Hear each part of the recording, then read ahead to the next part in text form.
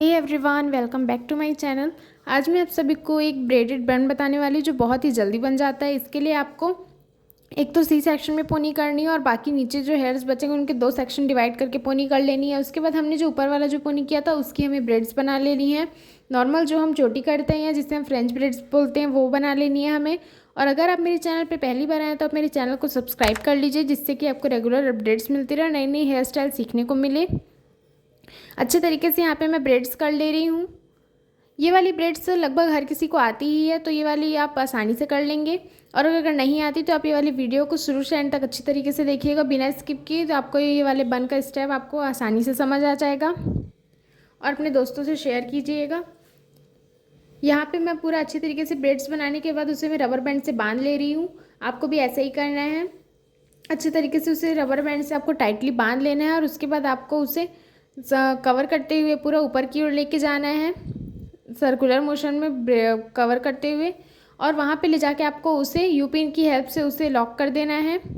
अच्छे तरीके से आपको उसे लॉक करना है जिससे कि वो खुल मत जाए, वो अच्छे तरीके से टाइट हो जाए तभी आपको उसे छोड़ना है। इसके बाद जो दो सेक्शन बचे हैं उसके हमें थोड़ी थोड़ी डिस्टेंस पे और छोटी छोटी पोनी कर लेनी है, जैसे मैं कर रही हूँ। दोनों ही सेक्शन में आपको इक्वली पोनी करनी है। यहाँ पे मैं पोनी कर ले रही हूँ। पोनी करने के बाद आपको उसे रिवर्स डायरेक्शन में पास कराना है, या अगर आप चाहे तो यहाँ पे आप फिस्टल ब्रेड्स भी दे सकते हैं, लेकिन यहाँ पे मैं ऐसा नॉर्मली पास करा के कर रही हूँ। उसके बाद आपको उसे स्प्रेड कर लेना है इंडेक्स फिंगर और थंब की हेल्प से। अच्छे से उसे स्प्रेड कर लेना है जितना हो सके। इसके बाद हमने जो पोनी बनाई थी उसकी हमें सेकंड पोनी और कर लेनी है थोड़ी डिस्टेंस पे, अच्छे तरीके से कोम करने के बाद, जिससे कि वो फंसा मत रहे। यहाँ पे भी मैं इसे रबर बैंड से बांध के पोनी कर ले रही हूँ और इसे भी मैं फिर से रिवर्स डायरेक्शन में पास करा दूँगी। ये वाली टेक्निक करने से आपकी ब्रेड्स थोड़ी यूनिक दिखती है। इसको भी आपको अच्छे तरीके से स्प्रेड कर लेना है। आपकी हेयर की लेंथ जितनी हो आपके उसके इसके अकॉर्डिंग आपको पोनी करनी है। मैं यहाँ पे 3 पोनी कर ले रही हूँ।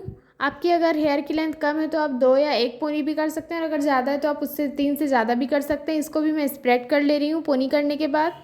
इसके बाद राइट साइड की भी जो हमने सेक्शन बचे थे उसको भी हमें सेम ऐसे ही करना है।